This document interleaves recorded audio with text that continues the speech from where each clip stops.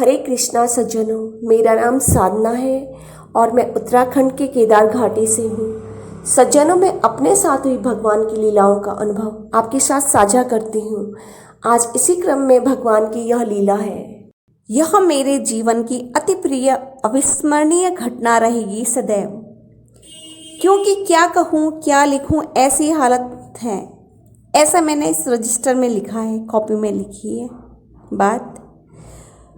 और मैं ये लिखती हूँ कि यह डेट है 8 नवंबर, जो ये लीला हुई है भगवान की, ये है 8 नवंबर 2019 की है और समय है रात्रि के 9 बज रहा। मैं लिखती हूँ इस कॉपी में कि उस दिन रात्रि के 9 बजे ही हम दोनों सो गए। हमारी बात बंद थी। जैसे होता है ना पति पत्नी में छोटी सी नोक झोंक, ऐसे ही हमारे बीच है। छोटी छोटी बातों में हम भी बच्चों की तरह बात बंद करते ही रहते हैं। इस लीला से पूर्व में 2018 में मैंने न जाने कौन से पुराण में कुसुमेश्वर ज्योतिर्लिंग की संपूर्ण लीला देखी थी कि किस प्रकार सुधर्मा नामक ब्राह्मण के घर औलाद न होने के कारण उनकी पत्नी सुदेहा ने अपनी बहन कुसुमा को अपनी सौत बनाकर लाया। इसी क्रम में मैंने न जाने कौन से पुराण में माँ वैष्णो देवी की बाल्यावस्था की दर्शन की लीला देखी थी। एक गरीब ब्राह्मण के घर में खाने को कुछ भी नहीं था, तो गरीबी के कारण उस गरीब ब्राह्मण की पत्नी गृह कलेश के चलते हुए कुएं में जान देने आती है। इस प्रकार माँ वैष्णो देवी उस ब्राह्मणी को कुएं में जान देने से रोकती है। वो ब्राह्मण माँ वैष्णो भक्त था।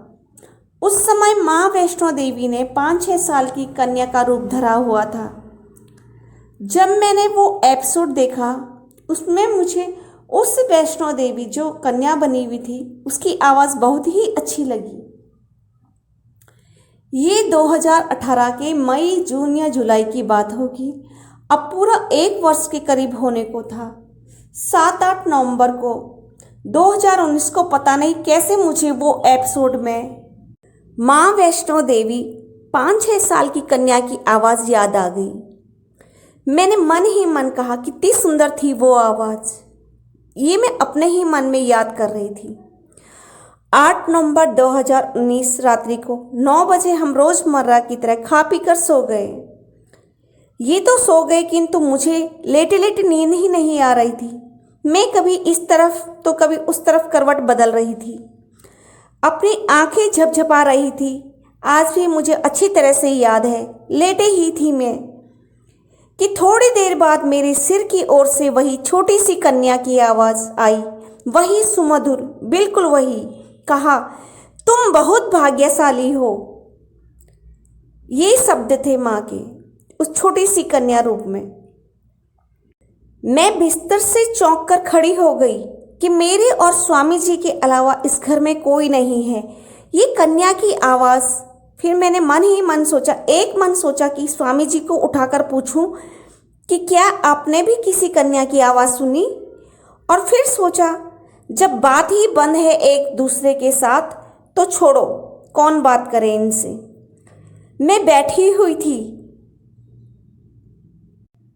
फिर मैं टॉयलेट चली गई, यूरिन पास करके आई। फिर मैं बिस्तर में बैठे बैठे सोचा कि क्या लीला है यह, पता नहीं।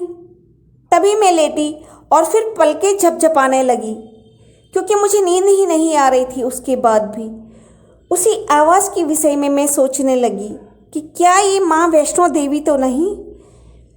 तभी फिर से वही आवाज़ आई कि अब तुम सो जाओ। मैं फिर से खड़ी हो गई और आश्चर्य में पड़ गई कि जीवन में ये हो क्या रहा है मेरे साथ। मैं हैरानी में थी और मैं पूरे कमरे में ढूंढने लगी कि यहाँ कोई बालिका तो नहीं। ये हो क्या रहा है आखिर मेरे साथ। हैरानी में डालने वाले आश्चर्य भरे इस तरह की लीलाएं मेरे साथ हो रही थी। इधर उधर देखा, टॉयलेट में भी गई, कोई नहीं। फिर मैं लेट गई। काफ़ी देर बाद मैं सो गई। क्षणिक भर की यह दुर्लभ आवाज़ आजीवन भर अविस्मरणीय रहेगा मुझे। फिर मैं काफ़ी देर बाद सोई। यह आवाज़ मुझे आज भी अत्यंत प्रिय है। वह आवाज़ आज भी मैं निरंतर याद करती हूँ और आजीवन करती रहूँगी। इसके बाद हमारे स्कूल में फॉरेनर्स आए। जिस प्रकार से कि हमारा नियम है कि हमारे स्कूल में जो भी फॉरेनर्स आते हैं या फिर भारतीय भी आते हैं, हम उस मंदिर में ज़रूर उनको ले जाते हैं, क्योंकि वहाँ एक अद्भुत शक्ति है, जैसे बागेश्वर धाम की तरह है। तो जब मैं वहाँ गई मंदिर में, तो मैं उनके सम्मुख बैठी और मैंने उनको डेट बताई कि ये डेट थी और ये 8 नवंबर की बात है जो ये है, क्योंकि उस दिन मुझे लेट नाइट तक इसलिए भी नींद नहीं आ रही थी क्योंकि उत्तराखंड में 8 नवंबर 2019 को मुझे इसलिए भी नींद नहीं आ रही थी क्योंकि 9 नवंबर को जो है उत्तराखंड स्थापना दिवस है और इसके उपलक्ष्य में 8 नवंबर को ही मनाया जाता है रात्रि को यहाँ पे। तो मेरे रूम में बहुत तेज़ी से आवाज़ आ रही थी ये संगीत की। अलग अलग कलाकार जो है हर जगह अपनी अपनी परफॉर्मेंस दे रहे थे। कोई गीतकार थे, कोई संगीतकार थे, वे अपनी अपनी धुनें तेज़ी तेज़ी से बजा रहे थे और सारा जो है मेरे रूम में आ रहा था ये शोरगुल। इस वजह से भी मुझे नींद नहीं आ पा रही थी। तो इसी बीच जो है मेरे साथ ये लीला हुई और माता ने 2 बार कहा। तो इसके बाद जैसे ही हम रोज़मर्रा की तरह जैसे हमारे स्कूल में फॉरेनर्स आते हैं और इंडियंस आते हैं, तो जिस तरह से हम फॉरेनर्स को ले जाते हैं, इंडियंस को भी ले जाते हैं उस मंदिर में, क्योंकि वो बिल्कुल ही बागेश्वर धाम की तरह वहाँ शक्ति है। और उस शक्ति से परिचित करवाने के लिए हम जो है देश विदेशों से लोगों को वहाँ ले जाते हैं, हिंदू धर्म की विशेषता बताते हैं, यहाँ के देवी देवताओं की महत्ता बताते हैं, उस मंदिर की खासियत भी बताते हैं कि यहाँ पे विशेष क्या है, मतलब अन्य मंदिर से। तो बिल्कुल बागेश्वर धाम की तरह जैसे वहाँ पे बिल्कुल सत्य सत्य बोला जाता है। तो ये जो बलभद्र भगवान का जो ये मंदिर है, यहाँ के इनके पुजारी दीपक पुंडीर महाराज जी हैं, जो कि बिल्कुल ही सत्य बोलते हैं। तो जब हम वहाँ गए, उस मंदिर में गए, तो मैं उनके सम्मुख बैठी। मेरा नंबर बहुत लेट आया लेकिन आ गया। तो जब मैं उनके सम्मुख बैठी तो मैंने भैया को बोला, दीपक महाराज जी को हम भैया भी बोलते हैं, तो मैंने दीपक भैया को बोला कि भैया ये लीला जो है 8 नवंबर को हुई है, अब आप आगे बताओ कि क्या हुआ था 8 नवंबर को मेरे साथ। तब दीपक भैया ने कहा कि एक कन्या जो कि तुमने आवाज़ सुनी थी सीरियल में, तो तुम ही बताओ किसकी आवाज़ सुनी थी तुमने सीरियल में, किसको तुम बहुत याद कर रही थी उस समय भी। तो मैं मुस्कुराने लगी, मैंने कहा कि नहीं आप ही बताओ। तो भैया ने कहा कि जो तुम सोच रही हो वही है, और वो वैष्णो देवी ही थी जो तुम्हें प्यार दुलार करके वहाँ पे बोल रही थी कि तुम बहुत भाग्यशाली हो और अब तुम सो जाओ। उन्होंने 2 बार बोला और दोनों बार अलग अलग बोला। तो मेरी खुशी का ठिकाना नहीं रहा, क्योंकि पहले तो मुझे लगा कि पता नहीं क्या मुझे सुनाई दे रहा है और क्या मेरे साथ ये अजीबोगरीब चीज़ें हो रही है। तो फिर जब दीपक भैया ने इस चीज़ पर मोहर लगा दी, अपने ही मुख से उन्होंने वो शब्द बोले, मैंने तो उन्हें बताया नहीं इस लीला के विषय में, और पूर्व में भी हम कभी भी उन्हें बताते नहीं हैं कुछ, वो स्वयं से ही बताते हैं जो भी। और वहाँ पूरा दिल्ली हरियाणा तो पूरा पहुँचा रहता है, क्योंकि वो नज़दीक पड़ता है यमुनानगर के जो मंदिर है, तो पूरा हरियाणा वहीं पहुँचा हुआ रहता है। वहाँ पे उस भीड़ में तो नंबर ही आना बहुत मुश्किल होता है, लेकिन भगवान की ऐसी कृपा है कि आ ही गया मेरा नंबर।